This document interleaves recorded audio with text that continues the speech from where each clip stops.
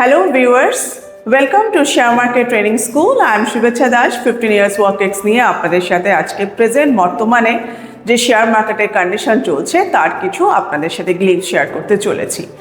এই মার্কেটটা কিন্তু চপি মার্কেটে অনেক ভালো ভালো কাউন্টার এখন আপনি দেখবেন যে ওভার ভ্যালুড হয়ে রয়েছে। তো এই ওভার ভ্যালুড কাউন্টারগুলোতে কিন্তু কোনো রকমে এখন ইনভেস্ট করা যাবে না।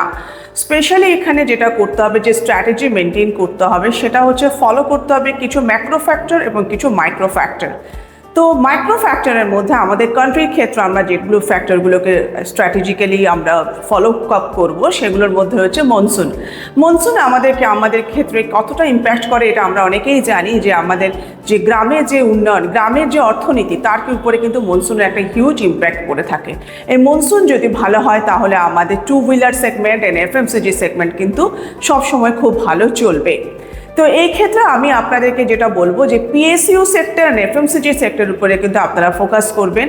এরকম চপি মার্কেটও এই যে ট্রেন্ডটা চলছে, এই মার্কেটও কিন্তু আমরা দেখেছি পিএসইউ এবং এফএমসিজি মার্কেট কিন্তু ভালো রান দিচ্ছে।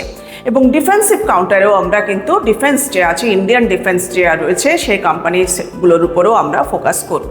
তো তাছাড়াও আমাদের আরও অনেক রকমের সেক্টোরিয়াল ডিভিশন আছে। আপনি আর আমাদের কোর্সের মাধ্যমে আমাদের জয়েন করলে এই সবগুলো ডিটেলস আমরা জানতে পারবেন।